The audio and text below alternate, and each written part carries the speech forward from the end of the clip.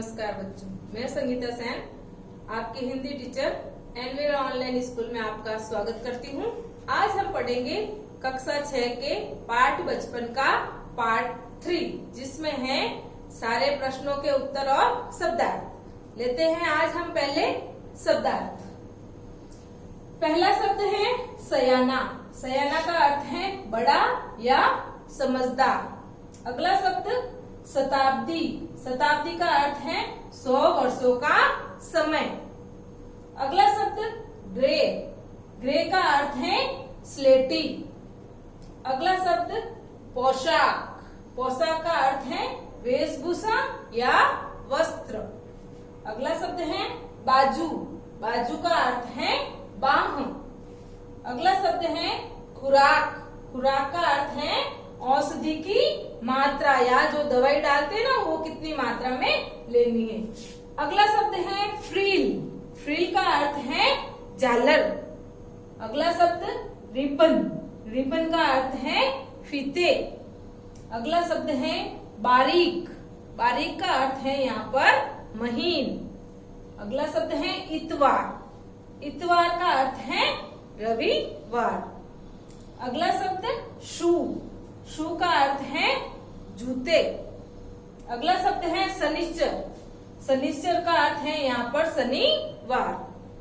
अगला शब्द है मितली। मितली का अर्थ है उल्टी की इच्छा। अगला शब्द सेहत।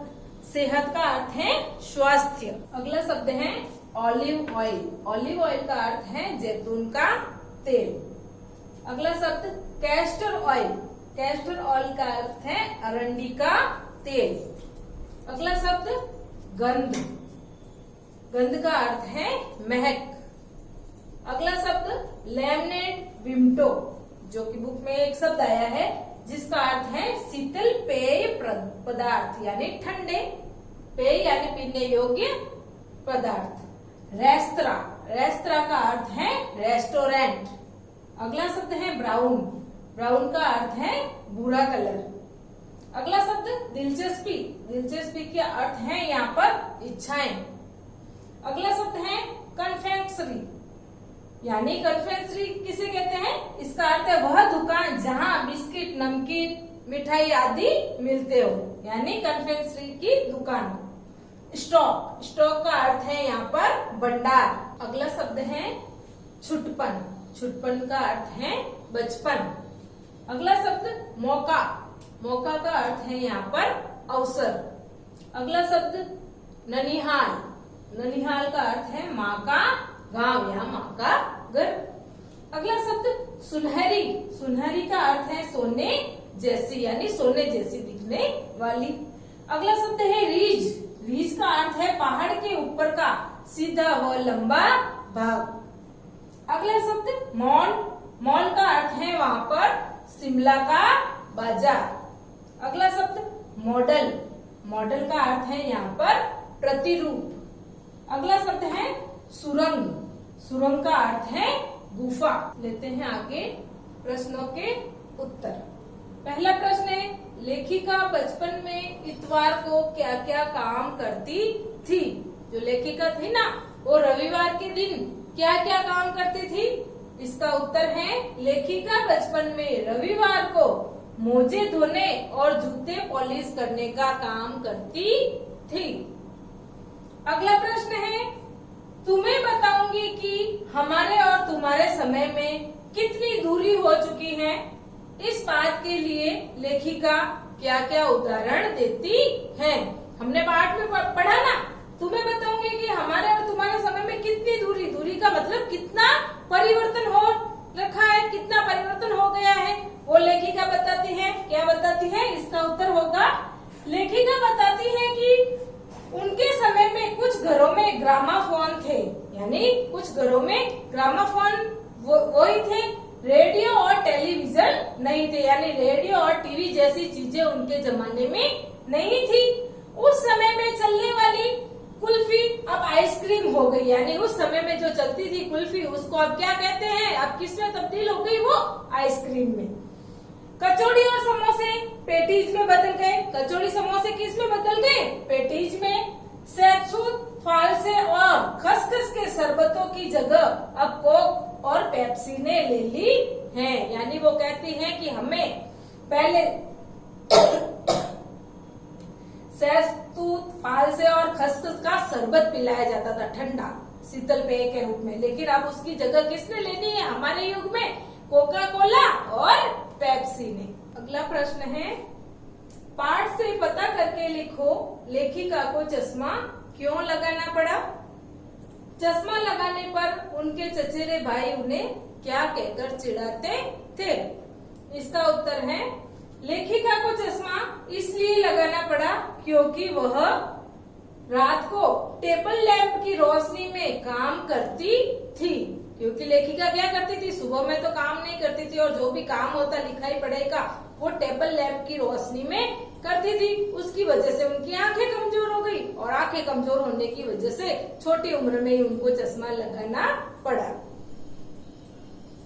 लेखिका के चश्मा लगाने पर उनके चचेरे भाई उन्हें यह कहकर चिढ़ाते थे कि आंख पर चश्मा लगाया ताकि सूझे दूर की, यह नहीं लड़की को मालूम सूरत बनी लंगूर की। यानी ये जो शब्द लिखे हैं ये कहकर उसका भाई उसको चिढ़ाया करता था। क्या कहता?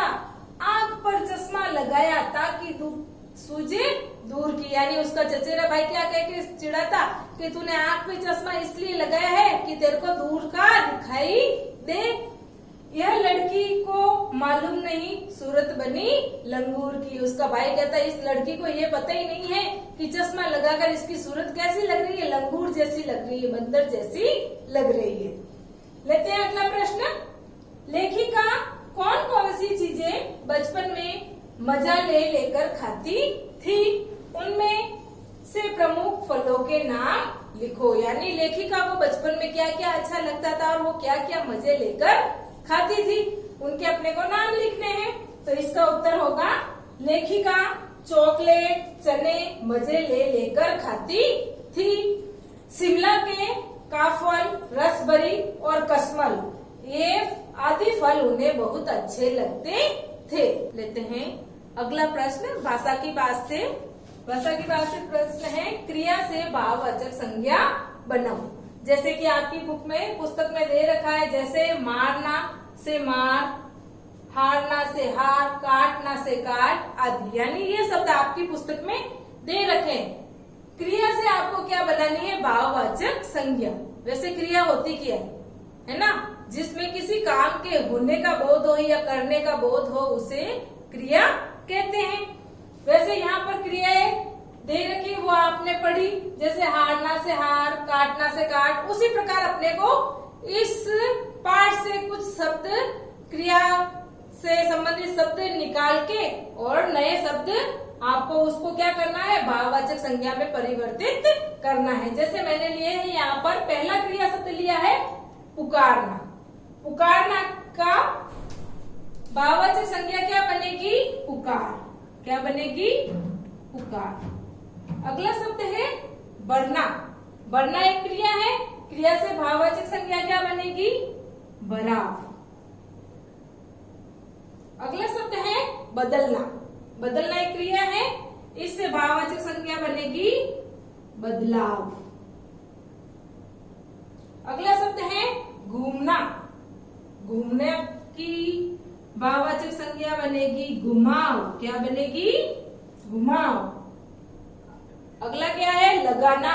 लगाने से बनेगा भाववाचक संज्ञा बनेगी लगाव। अगला शब्द है दौड़ना। दौड़ना की भाववाचक संज्ञा बनेगी दौड़।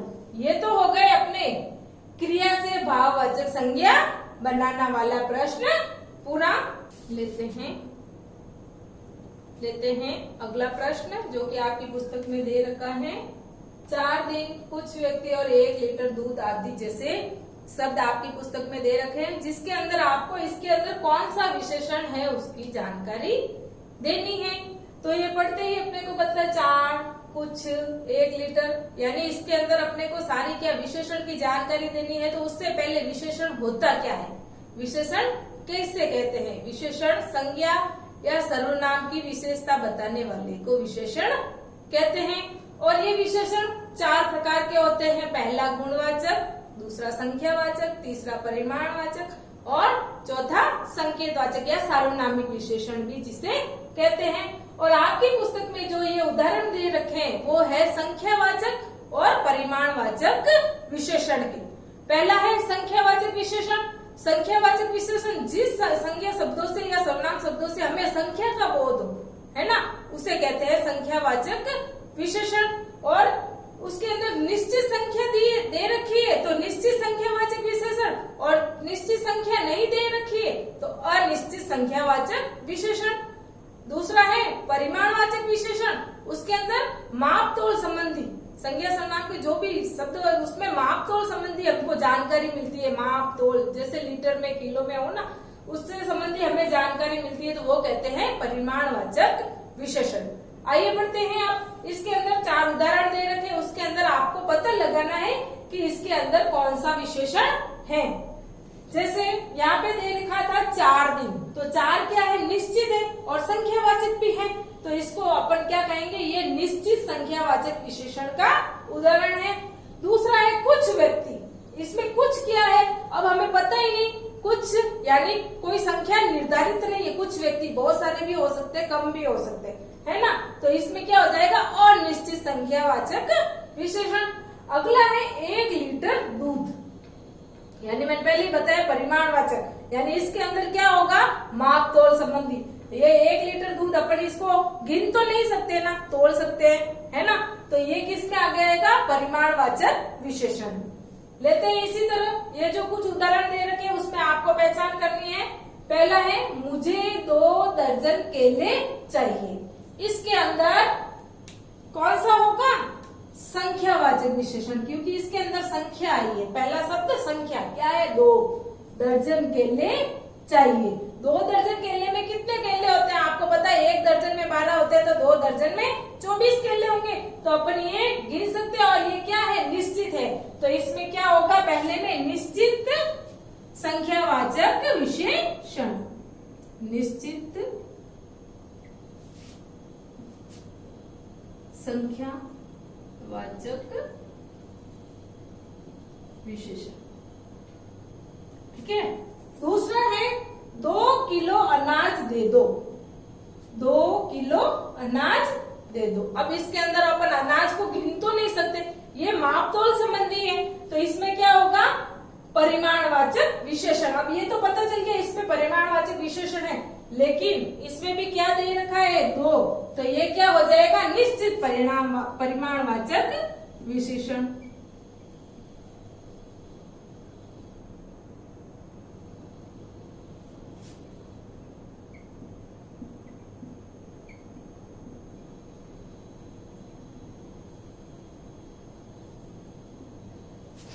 अगला है कुछ बच्चे आ रहे हैं, यानी इसके अंदर बच्चे आ रहे हैं, लेकिन क्या कितने पता नहीं, कुछ अब कम भी हो सकते हैं और ज्यादा भी हो सकते हैं। अब ये तो पता है कि ये संख्यावाचक है, लेकिन कैसा है, निश्चित है या अनिश्चित, क्यों संख्यावाचक के भी 2 रूप होते हैं, निश्चित और अनिश्चित, और परिमाणवाचक के भी 2 रूप होते हैं, निश्चित और अनिश्चित। यदि निश्चित संख्या दे रखी है तो निश्चित परिमाणवाचक में जाता है, और नहीं दे रखी है तो अनिश्चित परिमाणवाचक में जाता है।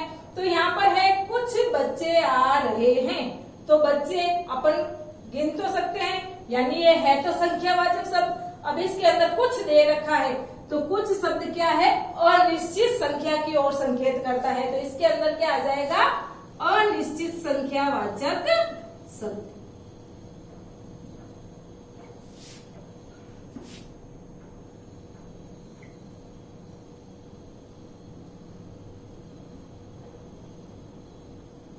ये हो गया इसका। अब है अंतिम, सभी लोग हंस रहे हैं। इसके अंदर भी क्या आएगा, सभी लोग हंस रहे हैं। अब सब ज्यादा भी हो सकते हैं और कम भी हो सकते हैं, है तो ये संख्यावाचक, लेकिन क्या आएगा इसके अंदर, क्या निश्चित है, नहीं है ना, तो इसके अंदर भी क्या आएगा, अनिश्चित संख्यावाचक विशेषण।